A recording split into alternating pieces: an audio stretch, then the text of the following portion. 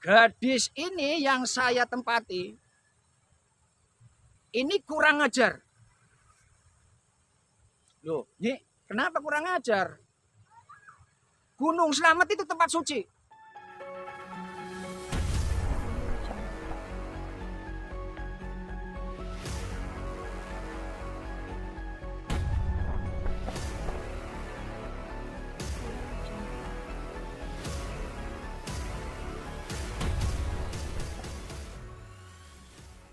Harus dijaga kesuciannya. Tapi dia naik ke Gunung Slamet itu dalam keadaan head. Jadi nggak boleh tuh, ya. Ini Basinga bercerita seperti itu. Nah, ini juga peringatan buat para pendaki gunung wanita, apabila ada head, hati-hati naik ke Gunung Slamet. Nggak usah dulu, tahan dulu lah, biar head selesai baru naik gitu ya. Mungkin di kuncinya juga bilang gitu. Kunci kemungkinan loh ya, kemungkinan kuncinya juga begitu, menyarankan agar yang head jangan naik gitu. Saya kira seperti itu. Nah, saya bilang kurang ajarnya di mana nih? Kurang ajar dia, perempuan ini naik ke gunung dalam keadaan head. Dia membohongi kunci Gunung Slamet itu dibohongi. Katanya tidak head, ya. Ternyata dia head. Nah, saya tahu dari awal dia naik gunung, dia head. Nah, udah diintimidasi. Nanti kalau naik ke atas, saya babat dia. Nah, kemudian dia bercerita. Dia masih untung. Anak gadis ini masih untung. Tidak saya sesatkan. Dan ketemu kamu, katanya begitu. Ini gadis ini masih untung. Biasanya perempuan atau laki-laki yang naik Gunung Slamet dan dalam keadaan kotor, tidak suci, rata-rata dikederna. Itu kata Basinga. Dikederna kono. Sing akhirnya tersesat, akhirnya mati kelaparan di situ. Jadi hati-hati ya bagi para pendaki Gunung Slamet. Itu saya dapat cerita seperti itu dari Nyai Basinga. Tapi nama hutannya itu aja nggak tahu ya nama hutannya apa ya. Saya nggak tahu ini Gunung Slametnya ini. Ini Gunung Slametnya.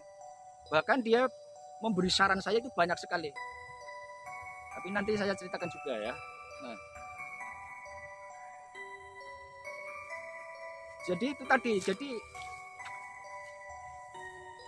kemudian saya itu, Mbah, dan Mbah nggak usah lama-lama. Saya kasihan kepada gadis ini, Mbah. Ini sudah beberapa minggu ini nggak mau makan, nggak apa-apa. Nanti mati, Mbah. Pokoknya gini, dari keluarga itu sudah mewakili saya untuk memohon maaf kepada jenengan Nyai Basinga. Kesalahannya mohon dimaafkan, dan apa memang ada apa ya namanya ya, penjalukan itu namanya apa itu, permintaan. Nah, kemudian Nyai Basinga bilang gini, saya nggak minta apa-apa, tapi tolong bersihkan itu apa orang atau head tempat-tempatnya itu di gadis tadi itu pakai softtek di sono. Nah, di sono itu softteknya itu dibuang ke kali. Dan Nyai Basinga minta diambil softteknya. Wah, itu yang sulit sekali. Harus naik gunung lagi kan gitu. Nah, itu. Nah, kemudian saya bilang gini, Nyi, apakah mungkin, Nyi, saya harus ke sono? Saya nggak pernah naik gunung, Nyi. Saya bilang begitu. Temannya itu berempat laki-laki semua. Yang perempuan itu yang masuk ya. Suruh teman ketiga tadi, yang naik gunung kan berempat. Yang 3 laki-laki, yang 1 perempuan. Akhirnya saya suruh keempat temannya tadi untuk naik ke gunung lagi. Nih, maksudnya gini nih, kalau waktu saya itu cuma sebentar di sini, 1 jam 2 jam. Nah, kalau ketiga pendaki tadi disuruh naik ke Gunung Slamet lagi, nanti saya nggak di sini dong nih. Ada diplomasi, bagaimana caranya? Gini aja nih. Bagaimana kalau saya ambil itu saja, saya ambil pakai sukma saya saja. Saya bilang begitu.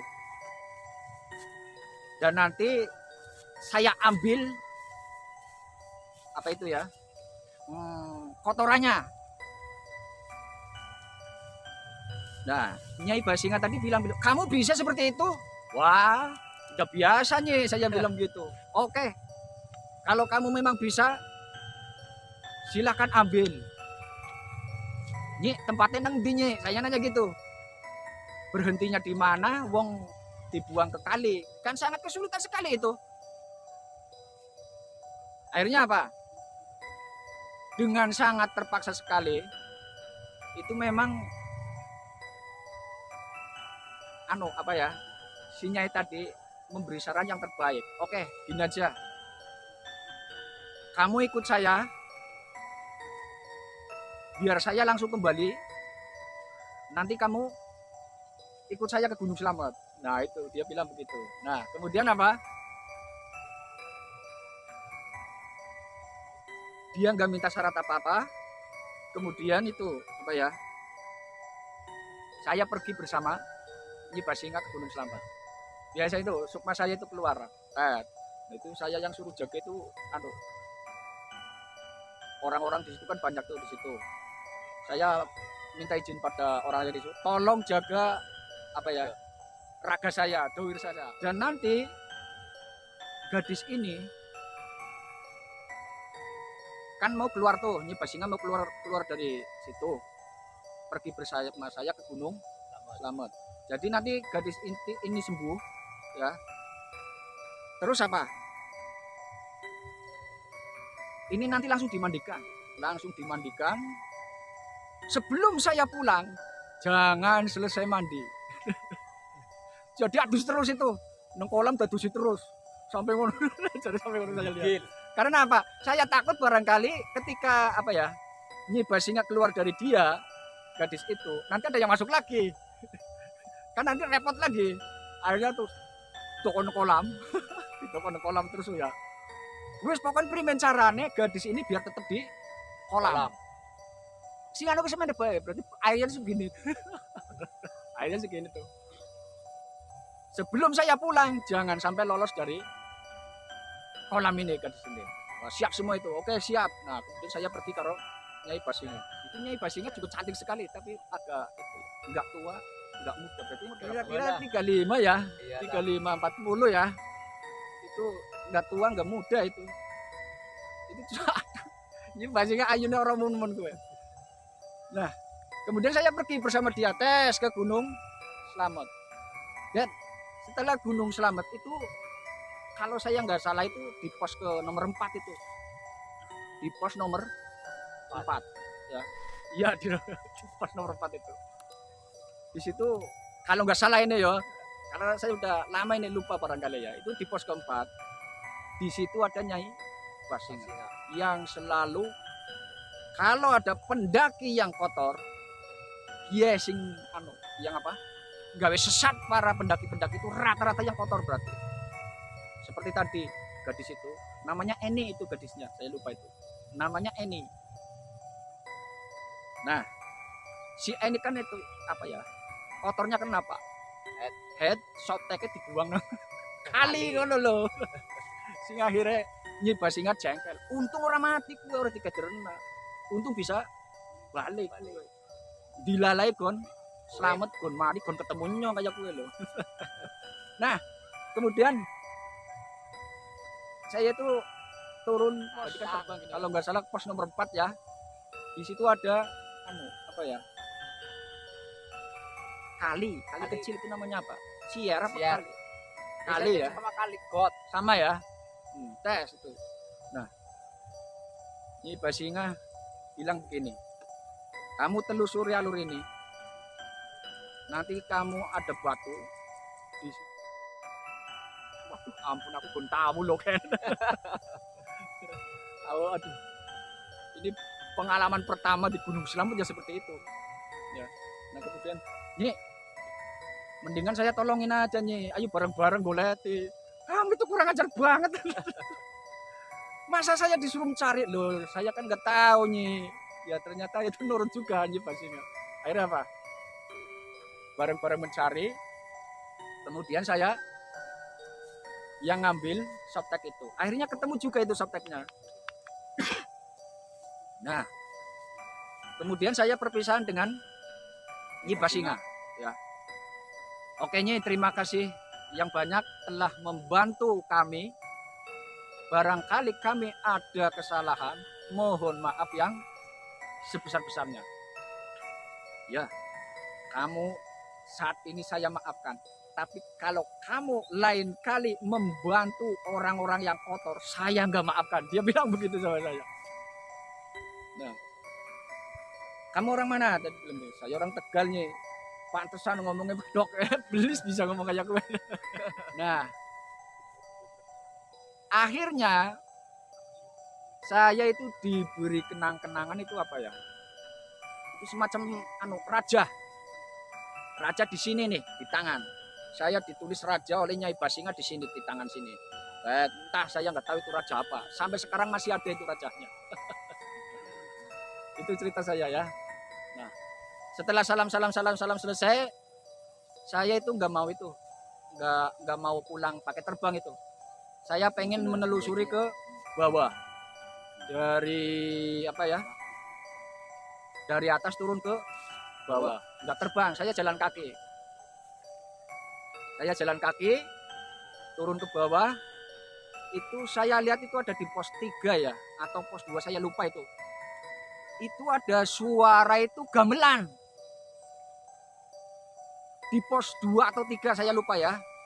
Itu ada suara gamelan. Ya. Jadi ini buat petunjuk juga bagi para pendaki ya. Saya nggak pernah daki gunung itu. Itu hati-hati, jangan panik lah ya. Itu suara gamelan aja. Di situ ada suara gamelan. Ya. Nyaring enak bunyinya. Ting tong ting tong. Lagunya saya nggak tahu itu lagu apa itu. Kemudian saya turun ke pos nomor 2 atau pos 1 itu saya lupa lah itu. Ada suara itu. Kayak rame itu kayak suara orang di pasar itu loh. Ada suara orang di pasar. Ada suara orang kayak jual beli gitu loh. Ributnya jual beli. Nah, itu juga mungkin bisa menjadi petunjuk atau pedoman bagi para pendaki gunung ya. Kalau melihat suara-suara pasar, suara-suara gamelan itu jangan panik. Biasa saja naik, nggak apa-apa itu nggak apa ya, nggak mengganggu lah. Sudah biasa saja itu ketiup angin ikut suaranya itu aja. Ya. Nah, kemudian setelah sampai ke lereng baru saya terbang pulang. Pulang ke rumah. Ternyata itu si Eni masih di kolam. Setelah diangkat gini, lagi gila, kasihan dia. Nah itu juga cantik juga itu si Eni. Ya Allah, aku ketemu wong cantik terus keterima dia. Alhamdulillah. Cantik juga itu si Eni. Ya Allah. Si Eni saya, halo kabarnya ini seperti apa sekarang ya? Mungkin sekarang udah punya suami lah kuahnya. 10 tahun yang lalu ya, ini cerita ini ya. Ternyata dia sembuh. Saya pulang. Alhamdulillah cerita itu selesai ya begitu.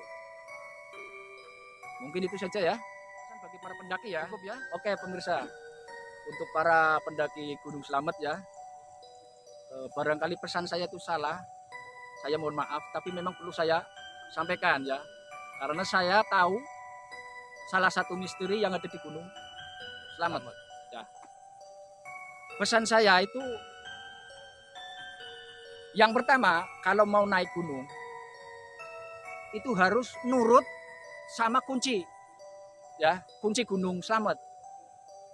Kalau dari arah Kulon itu katanya itu di Purbalingga ada, betul ya? Purbalingga ya, itu katanya ada. Kalau dari arah timur Pemalang apa mana itu? Saya lupa, itu enggak ada. Pokoknya yang pertama itu nurut saja sama kunci Gunung Slamet ya. Itu saja nurut. Dan kalau naik itu dengar suara apa? Suara-suara rame pasar, nggak usah panik ya. Nggak ada setannya itu, nggak mengganggu, cuma suara-suara doang. Ya.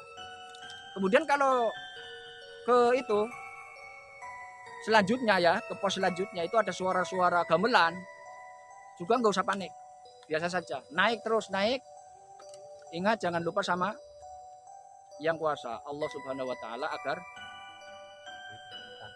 apa itu selamat ya, selamat dengan sampai pulang ke rumah. Itu saja ya, cukup ya. Oke, terima kasih ya. Dan jangan lupa ya, selalu panteng channel kami yaitu NB Naga Bumi. Selalu like ya, terus share and comment. Komennya maaf ya itu saya belum pernah sekali naik Gunung Slamet. Ini saya tahu misterinya saja ya. Jadi komennya misteri-misteri aja. Saya nggak tahu itu. Nggak pernah ke sono ya. Dan jangan lupa pula itu yang terakhir ya. Selalu pencet tombol loncengnya ya. Lino. Lino.